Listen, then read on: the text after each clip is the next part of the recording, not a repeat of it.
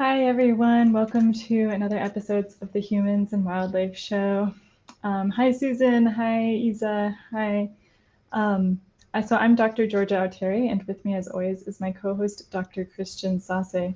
Christian, what are we going to talk about today? Hi, Georgia. Thanks. Good to see you. And hi, everyone. Actually, this is a very exciting one. We're going to go all the way to Nepal and actually to Western Nepal. And it's going to be the conflict between leopards and human beings. And I also read up about that. It's been quite an issue in India.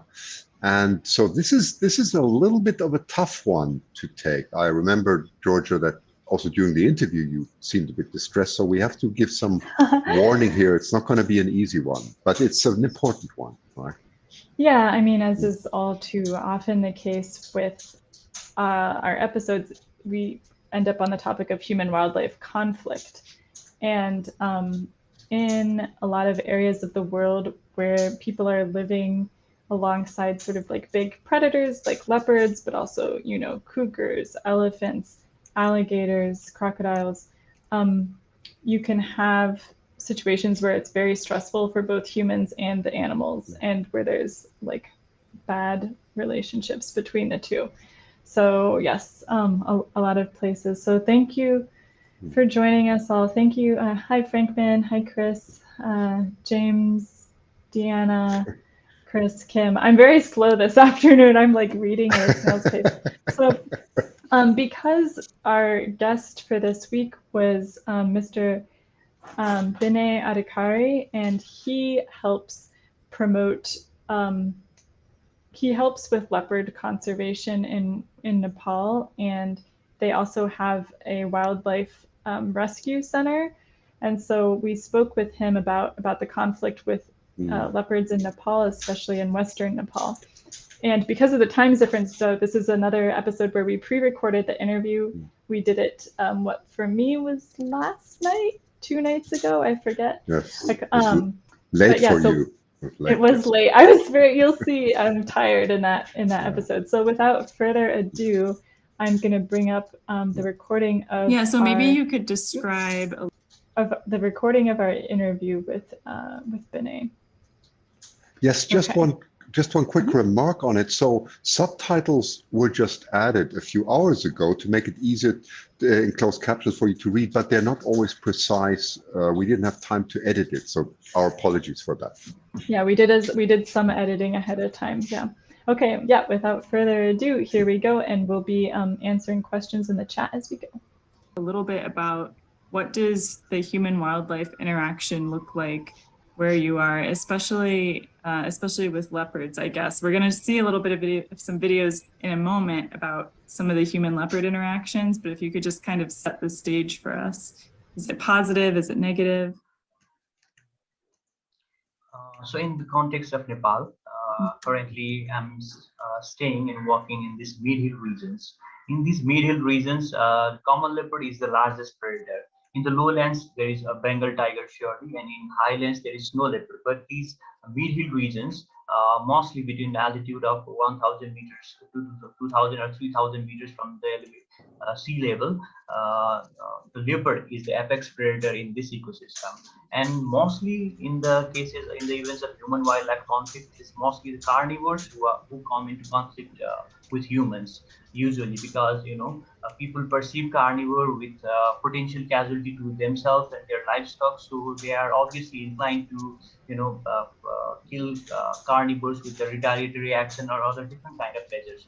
So in the case of mid-hills region of Nepal, where I'm staying, leopard is one of the most conflicted species with humans, and generally human coexist with other herbivores, but for in context of carnivores, they are usually aggressive.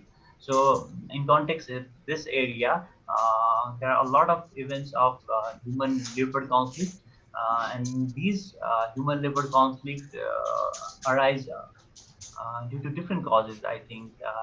Mostly because Nepal is a developing country and people rely a lot on agriculture. They rear livestock and they have farmlands.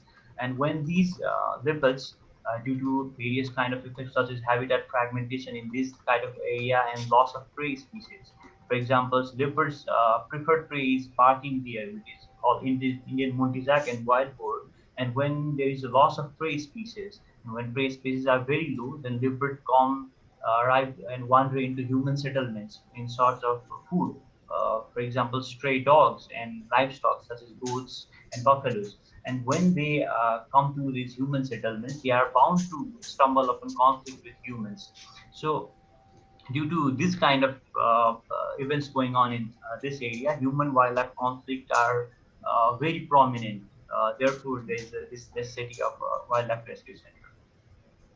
And so does the Rescue Center help in terms of like, do the leopards sometimes get injured by people when they come into these areas? And I imagine that sometimes the leopards hurt the people as well.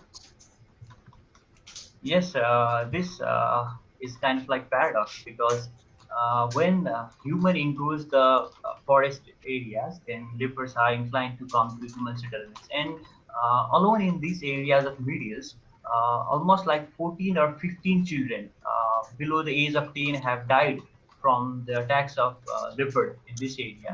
So because of people's sentiment, they think that the leopards will kill our children and our livestock, and why should we need to keep them alive? It is the human lives matter more than animals' life. They think so. So they are inclined to kill because of retaliation. Because their children have died. So they are they are in aggression, and their emotional sentiment are very harsh. So they want to capture the leopards and kill the leopards. So they put a lot of kind of snares and poisons and electrocute leopard sometimes. So this kind of sentiment helps in human wildlife conflict, and it has been worsening the situation here.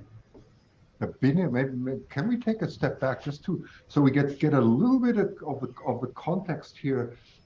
It's very interesting. So there obviously are quite a lot of leopards, and as you said, there have been casualties between. So mainly, as you said, mainly children killed. Of course, and that happens, as I read, mainly in the evenings. Can you give us an idea? Is there any number of how many wild leopards there are at the moment in Western Nepal? What the region is that you're talking about? So in this Western Nepal, for example, there have been a lot of detailed studies regarding tiger and snow leopard about their occupancy and density, but there has not been much studies on common leopard in this area. But recently, a year ago, we kept camera trap and systematic order in these middle regions, and we estimated density. Uh, uh, the density was quite high. It is usually said that the common leopard has home range of 20 to 30 square kilometer like that. But in our study area, even if in a small area, there was very high density of leopards. So this made us realize that the common leopard is very hardy species, and even though its home range are said to be very large, but it can coexist. It can exist within a very small area. Many of common leopard can exist in very human dominated and very dense area. So there's not actual number of how many leopards are there in this region, but we can assume that the density is really high from these kind of small studies. So it really means if you walk around, the probability that you encounter a wild leopard is rather high. Is that right? That's what you're saying. Yeah, it is really high because leopards are generally using the areas near settlements because they have easy access to food in these areas. So I think that leopards are slowly, there are leopards in forest also, but there are also leopards in these fringe areas where there is a buffer between settlements and forests. So it's easier to encounter leopard in these areas.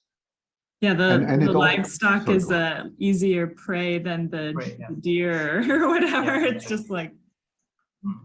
But it seems that these leopards, which is very interesting, are very adaptable, right? They seem to, similar. We have these cases too where we have certain type of wild animals that come into this to our cities. So it seems to be that the leopard is very adaptable to the way humans live, right? And maybe it's similar to bears, what we have here. They're able to coexist in a way, right? Is that your observation?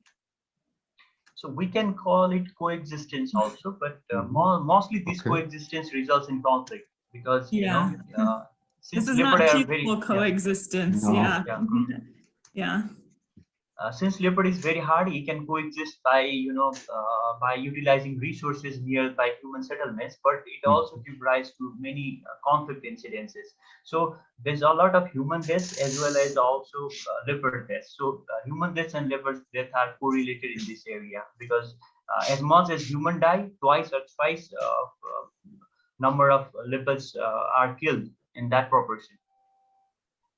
Yeah. And I mean, I wonder if this is maybe a good time to watch some of those videos that you sent us, because I think they really show the attitude of just like your average person when they come across like a leopard in their town, in their residential areas. Yeah.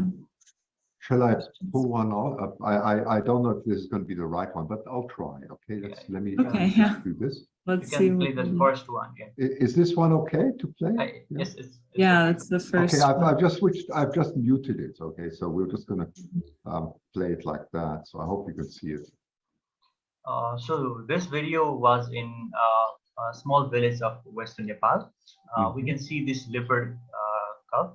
It's I think it's like 2 or 3 years old cub that has recently separated from his with the mother. So it's trying to hunt in human settlement areas because they are because of the easy prey, and we can see that it has killed a lot of hen.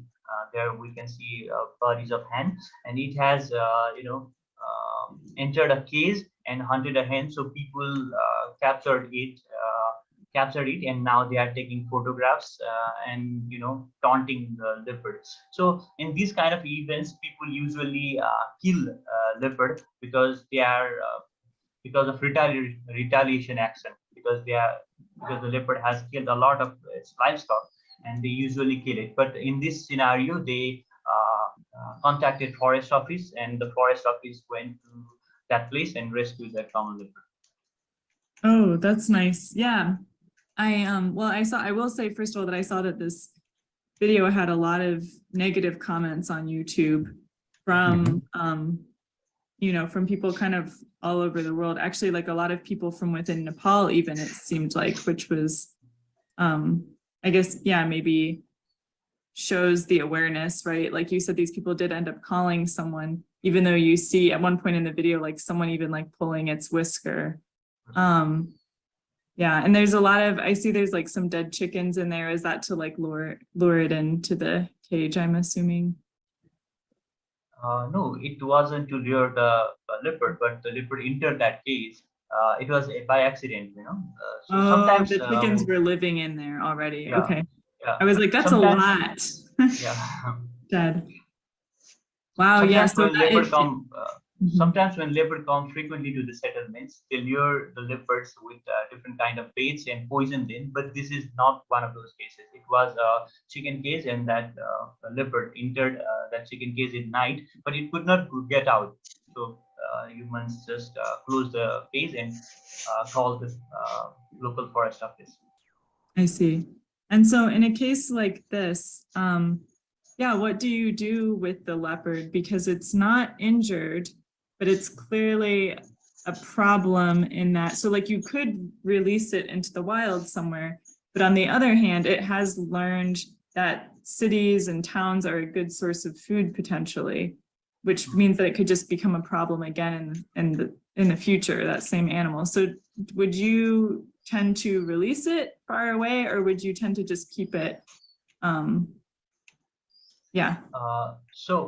Wildlife Rescue Center generally rescues injured and orphaned wildlife, but in this case, this leopard is not severely injured, so it's not necessary to bring it to rescue center. So we actually generally release this kind of animals in a dense forest. So this leopard was captured in the fringe area near the forest and settlement, but when we release this leopard, we release it in dense forest habitat. So there's a little probability of it coming out, but we can't rule that probability that it will come again to the settlement area because it is inclined to come in settlement areas because there are easy preys. But we generally, release it in dense forested areas.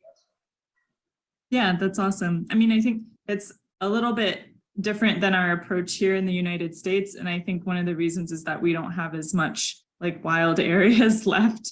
And so kind of anywhere you release it, because we already like destroyed all our forests and our dense forests, anywhere you release it here would be a problem almost. So that's cool to know that it gets that this animal got to be released somewhere else. Yeah.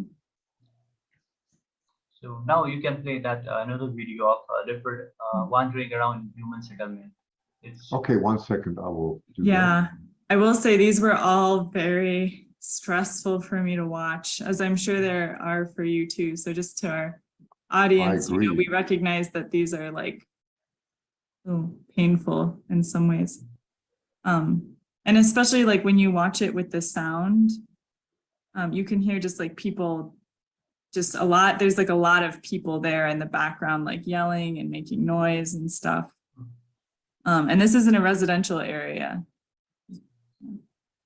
So this leopard is wandering around a residential area. So what happens in this scenario is usually leopard comes in settlement area in search for prey, but when in nighttime they come. But when they are hunting, they are searching for the prey. It becomes morning, and people are wandering around, and the leopards become really confused about where to go.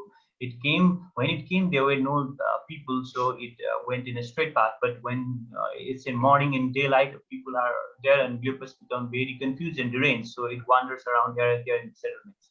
So this kind of events of leopards arriving in the dense populated areas have been really common in different part of country. Like for example, the city where I'm staying, Pokhara, and the capital city of Kathmandu, there have been frequently these kind of cases where leopards wander around these human settlements, and generally it has to be darted and tranquilized in order to safely rescue it to somewhere. So in these cases, people see, you can see in the video that people are taunting leopard. They are not afraid at all. So sometimes people do this kind of stupid things, and they also get injured themselves, and they also hurt the leopards. So these cases are really prominent in aggravating the human wildlife conflict in the area. Do the leopards come into areas even more urbanized than this sometimes? Like you said that they come into Kathmandu too. Is that like in the outskirts, or do they sometimes venture like deeper into the city? Sometimes they venture deep into the city. In outskirts area where there's fringe area of forest and settlements common, but sometimes in some of the cases they have been even found to wander deep into the cities, whole concrete landscapes. So it's really interesting thing to wonder how they got there, because what we assume that is they travel in the nighttime in those areas in search for food, but when in the morning, in daylight, they can't escape that easily, so they become stranded in the middle of the city. Yeah. And I can see how it would be really easy for this leopard to get lost, because you see some people and so you go a little bit of a different way, but now there's all these fences, like it keeps coming up against this big chain link fence, so it can't get out very easily. Do you know what happened to this leopard? I think it was tranquilized and released somewhere in safe condition.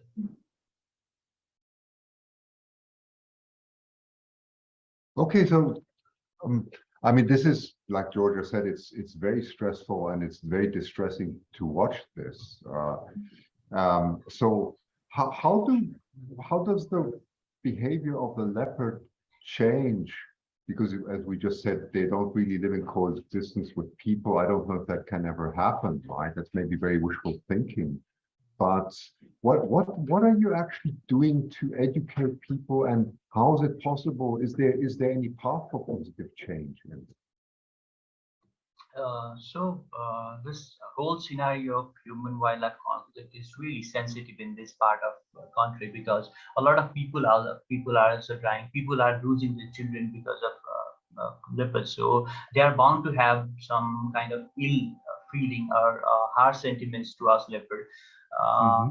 So in order to mitigate this kind of conflicts, there have been a lot of educational outreach programs to educate people about the importance of these wild animals and why it is necessary to conserve them and how we can safely mitigate that scenario in events of conflict with the help of forest offices and with the help of rescue centers and rehabilitation centers like ours.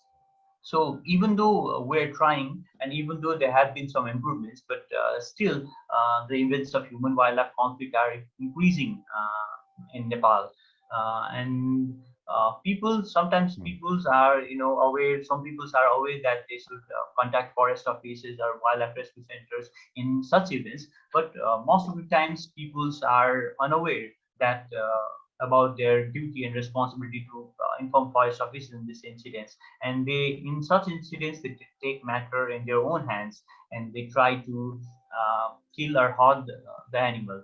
For instance, I was recently, like 2 or 3 months ago, we rescued a common leopard from a case of hen where it was stranded. When we went to rescue that common leopard, and the people were aggressive towards us because they thought the leopard is killing our hens and livestock, and you are rescuing it and releasing back in wild. That doesn't seem fair. They were saying that, and they were being very aggressive to us. So in such cases where people have lost their family members or livestock due to the leopards, it is really hard to convince them to conserve that common leopard, because they have lost someone dear to them. So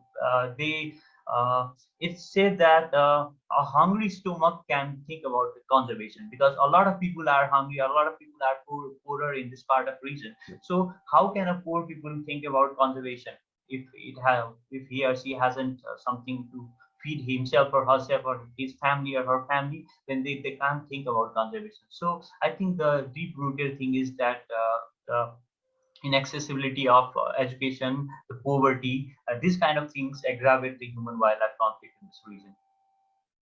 Yeah, and it's I mean you're really I've read that also in your paper, which I found very interesting. Is the level of education is well below the average in Nepal, right? In that area, you stress that, and you even in your survey, which I found very interesting, you distinguish between illiterate people, primary, secondary school, all the way up to university, and you can see the distribution of people you interviewed. And how was the response actually when it comes to education? What was your own perception of what people were telling you about leopards? How does that correlate with education? So in terms of education, people in these kind of areas, the paper you're reading is from Baitari. It's from very far western of Nepal, where it is very remote place. Not like the city Kathmandu or Pokhara city where I'm staying. Sure. It's the capital of the state, so it's developed. But in those areas, very remote condition, and the terrain is very harsh. So educational outreach in those areas is also very hard. So people have not got much of higher education in those areas. They just got the majority of people have only primary or secondary type of education. So it's hard to convince them to conserve this kind of to be involved in this kind of educational activities. Obviously, educated people are more easier to inform about conservation, because they can relate conservation with the environment and the necessity to preserve this natural resources. But those lower literate people are really hard to explain, and Yeah, and also I found it very interesting. I was reading the statistics in the paper. I found that your statistics go all the way of counting how many people actually died. There's a very big peak in 2011, 2012, and then it goes down. I thought, is this maybe based more on myth? that people remember things worse in the past, because suddenly the more it comes to our present day, the less deaths there seem to be. That was just my perception, you know. So we can relate this with how conservation activities and the role of forest offices and rescue centers. Although there are no rescue centers in that part of the country where you're talking about, but in recent years there have been upsurge of people who know that they have responsibility to inform forest office in cases of conflict compared to the previous years. So I think due to that reason alone, it's also very significant in reducing those kind of leopard deaths. And when you get this poisoning of leopards, this deliberate poisoning, we've seen that with other, people poisoning vultures and so on. As soon as they see their livelihood threatened, we've seen that before. Is that usually irreversible? Once a leopard gets poisoned, that's it? Or is there something that your rescue center sometimes can still do? So in most of the cases with common leopard don't usually arrive. We don't, we don't get opportunity to bring common leopard which are healthy or in good condition. Almost in most of the cases, we are only informed when the common leopard is too severely injured, too severely hard to move, or it has been poisoned very adversely. So in those cases, it's really hard to treat. For instance, we have high mortality, high rate of mortality for carnivores such as common leopard. Though herbivores are easier to treat in these cases, carnivores we are not usually informed to rescue the carnivore before it's too late, because if the carnivore is able to run from that area, then it could. In most of the cases, they are too vulnerable or too injured to run away. So in most cases, we have to rescue those leopards which are too severely injured or too severely poisoned. So it's mostly very hard to treat, and there's a high mortality rate of those leopards.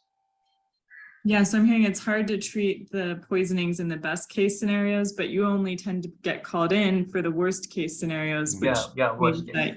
Yeah, exactly. And I imagine that it's possibly bad for the rest of the ecosystem too, if the leopard goes off and dies somewhere else and then other animals eat it and the poison gets into the environment. Do you ever come across cases where animals or people were harmed by the leopard poison? Not by poisoning, but we had some recent interesting cases. For instance, we had these 1 or 2 leopards that arrived in rescue center through forest office.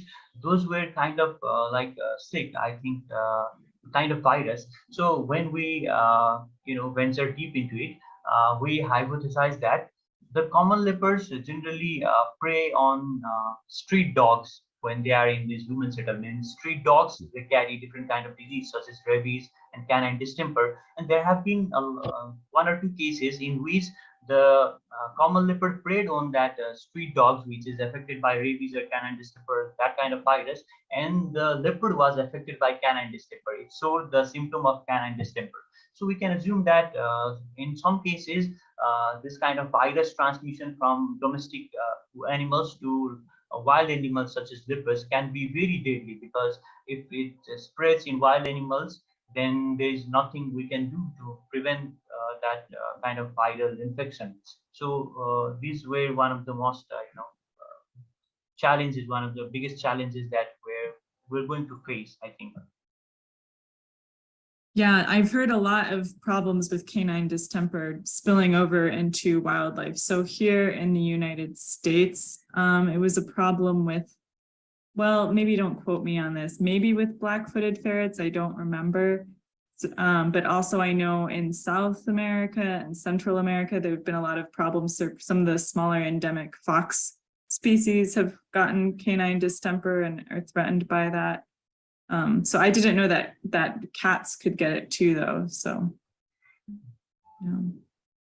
On Christian's question of educating people and stuff like that, I did see that the rescue center is open for visitors, so people can come and see the animals, and you have a lot of good signage about like, you know, respecting the animals and not taunting them, not getting too close to them, not being loud. Do you feel like people visiting the rescue center has changed how they perceive the animals? Or is it mostly that like people that come to see the rescue center already feel positively towards the animals anyways? Yes, absolutely. In most of the cases, people don't get to directly interact with the animal. They see animal in other environments. But while they arrive in rescue center and they see those rescued animals, they have a feeling of empathy towards those animals. So I think it kind of promotes coexistence, because they can see how the wild animals are suffering and how they have been surviving, and they can relate that to their present context, and actually it can promote that feeling of empathy. So people have told us that because they weren't previously seeing animals, but after they saw these animals in this kind of condition, they felt that they should conserve these animals in future. So I think that's a good thing that rescue center promotes. And how much can you tell us a little bit more about? I'm interested again in your study of Western Nepal, where it's very rural, and you have obviously have a lot of forests and vegetation and so on. How can you tell us a little bit more about what the way a leopard actually lives? Probably they put they put their living room, or whatever you want to call it, somewhere in the tree. I would imagine that's what I've seen in Africa, right? How often do they reproduce, and what is their way of living? The leopards that we see now, just as an individual, is that very common, or how do they behave with cubs and so on? So the common leopard is actually in vulnerable category in IUCN Rare List, but it's actually quite abundantly distributed in Nepal. But it generally lives not much on tree, but it can survive in any type of environment. It's very hardy species. So even if so leopards have been found in very lowlands to up to high in Himalayas in snowy areas. So we can assume it's very hardy with environment also, and with different kind of habitat also. It has been found in shrubland, dense forest area, cultivated area, and mainly in this highly built up areas, settlements also. So mostly in these cases, leopards in the western Nepal can live in the settlement, can live in the bushy area, fringe area, where they don't need that much of trees and forest land also. They can survive in some kind of bushy or shrubland area also. So mostly the events of conflict that occur in these western part of Nepal's leopards generally attack small children's, because they are also a shy creature. They can't have that. They don't have that courage, that much courage to attack a grown-up man or woman. So they usually attack children. So we assume that they think children are easy prey for them. There have been a lot of cases in which leopards have attacked small children that are playing besides their house. But mostly those houses are in fringe areas where the house harbors really small kind of bushes or grasses. So they actually um, the leopards are hidden on those shrubs and bushes. And when they see a favorable opportunity to attack some children, they tend to attack it. And when the leopard attacks one children, that is inclined to attack other children also, unless and until it's caught, because it thinks that the humans are prey. Once it kills a human, then it is inclined to kill other humans, because it thinks that humans are preferred prey of mine. So there have been a lot of incidents of the same leopard, almost the same leopard killing 2 or 3 children. We can't verify this with anything, but seeing the patterns of attacks in the same place at the same time, and a single leopard is wandering around that area, and it has been terrorizing people. So leopards are also adapted to kill human in this part of country. Yeah, that makes complete. Sorry, Georgia. Go. No, go. I mean, yeah. I was gonna say there's it's not as common here, but our cougars do that sometimes. And it is, I think it's maybe even a little bit easier to tell because there's fewer of the cougars that are encroaching. And so it becomes very apparent this event, like people started seeing it, you know, in their backyards, like looking in their windows at their dogs and their cats. And then, you know, it accumulates with like a human attack, often on a child or a teenager or smaller person. Yeah, but certainly there's a lot of individual learning on behalf of the predator that goes into them sort of developing this specialization. So from an outlook, I'm just curious. Maybe we should look at one more video. Is that okay? Because yeah, I think there's a couple more videos, and yeah, I mean they are rather disturbing. So I completely agree with what Georgia said, but I think we should. Yeah, no, I think we should watch them. It's better with the sound off. So this video was labeled as an injured leopard, I believe, and it clearly looks like, yeah, something has happened to it. So do we know why this leopard is injured? So we don't know the reason for injury of this leopard, but what this video is trying to depict is our rescue centers and our rescue authorities, being Nepal being a developed country, we don't have much resources to safely rescue leopards in this condition. So you can see some people are the forest officials and some people are trying to capture this injured leopard because it can hurt itself and hurt other people. So they are trying to capture it safely. But since we don't have much resources, we don't have tranquilizer and targeting equipment in all part of the country. So we have to use these kind of local resources in order to capture leopards that can harm itself or harm other people and safely rescue it by forest office and release them in wild. So this is just an example of how harshly and how roughly people have to act in this kind of scenarios to save leopard and to save other humans also. Yeah, wow. This video was, I don't want to say my favorite, but this video, you can tell, I mean, I as like also someone who works with wild animals, granted much smaller ones, I can tell like, yeah, like the people, they don't have that great of tools, but they kind of know what they're doing. You know what I mean? Like they get like one and then the other, and then you knock it down. Yeah. And yeah, as a wildlife biologist, like it can be rough. You're working with an animal that wants to get away, but like they did this very quickly. I will say too, it's amazing to me how fast this is. And so there's not a lot of like long-term struggling that's happening where the animal is just injuring itself more. They pretty quickly got it kind of under control, which is really impressive.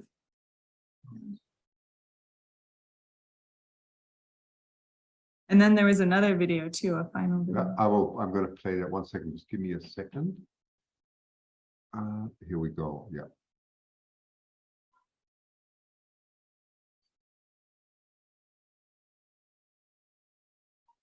Can you see it? Yes. Yes. Okay. So this leopard is like being escorted out of the town, it looks like, by the police. You see at the end of the video, they back up, and I believe it's a police officer. Yeah, it's a police officer. So this was a really interesting case because the leopard isn't hurting any people. I think we can assume that leopard, it was affected by some kind of disease, like we said, affected by some kind of disease. So it was a little bit disoriented because it isn't a pet leopard or something. They found this leopard in a stranded condition, and when they tried to capture it, it did not, react much. So people were, capturing videos, and the police is escorting them. It's a glad thing that this leopard was safely rescued and released back in wild after it was rehabilitated. So it ended up in good condition, but most of the leopard in this cases usually die, because of stresses that people are giving them. Right. You can see people are capturing photos and videos, and they are all surrounding the leopard, so it becomes very stressful to the leopard. So they can't handle the stress, so they end up hurting themselves or hurting the people in most of the cases. But in these cases, this leopard was lucky that it was released back in its natural habitat after rehabilitation. That makes sense what you were saying too about it being sick, because in the video you can see that it looks pretty skinny, and also its eyes don't look healthy. Like its eyes look a little bit like clouded, or like there's a lot of like mucus in its eyes. So it definitely, yeah, looked sick already.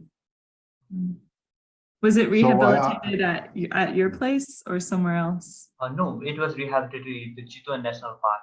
It is one of the it has one of the biggest wildlife hospitals in this country. So in this case, the leopard was taken to that Chitwan National Park, and Wildlife Rescue Center and hospital healed them and released it in natural habitat in that poor dense forested area.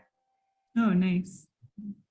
So in mostly in our rescue center, mostly there are cases of collision with vehicles.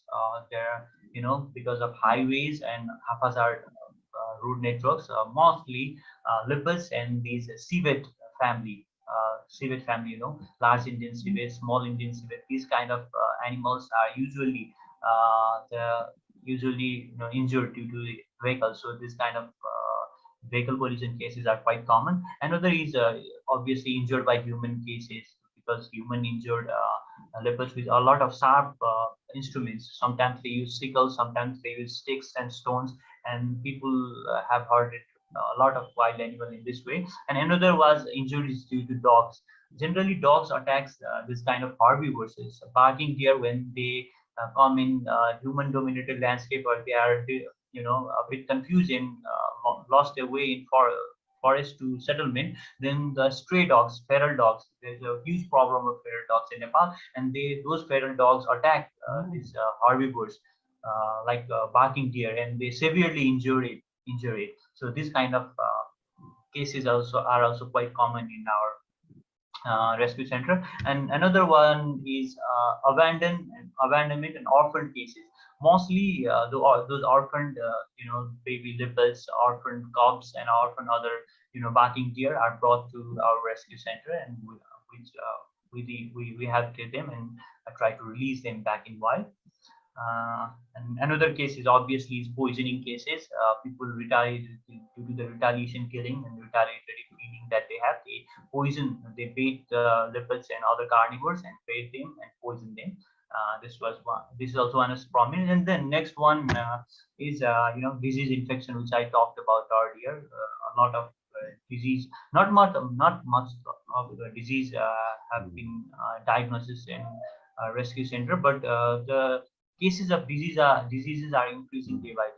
We can fairly assume that disease can be one of the prominent challenges for wildlife conservation in this area. If that rabies, canine distemper, this kind of disease are not controlled, then this can hurt a lot of wildlife people. And other causes are some gunshot cases also are frequently reported in this area.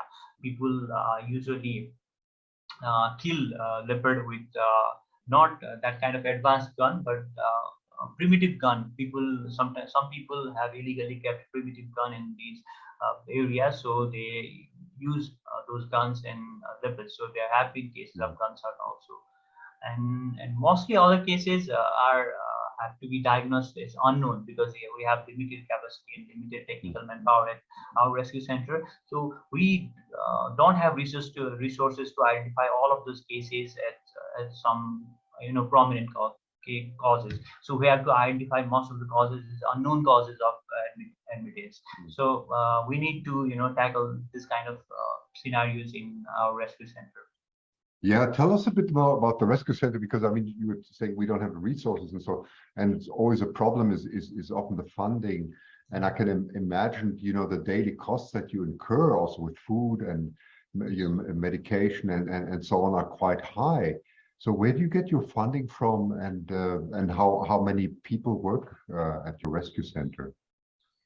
So our rescue center is run by collaborative efforts of government and community forest. But since budget is also allocated by the provincial government, but in our country, in this scenario, not much budget is allocated for wildlife conservation and this rescue and rehabilitation activities, because there are a lot of more other pressing issues to follow in our country, where people are jobless and people don't have much to eat, and their business are dropping due to various kind of condition. So wildlife conservation and rescue and rehabilitation center is not much of priority in our provincial government at this context. So it's hard for us to get much funding that we require for running our rescue center, and buying a lot of standard equipments, and hiring a lot of technicians that can perform this kind of diagnosis and efficiently rescue and rehabilitate animals. So with all these limitations, we are working in this rescue center, and we have been doing a pretty satisfactory job, pretty good job, even with limited resources. That's one of our achievement. But if we were to receive more funding and more this kind of opportunities, then definitely we could work more efficiently. I think so. Yeah, so this is a great plug.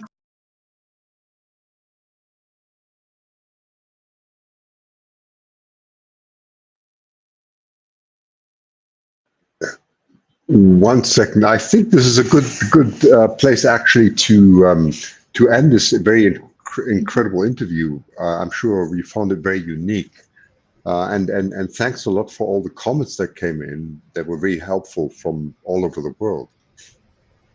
Yeah, super. And like I was saying, feel free to follow the park on Facebook, things like that.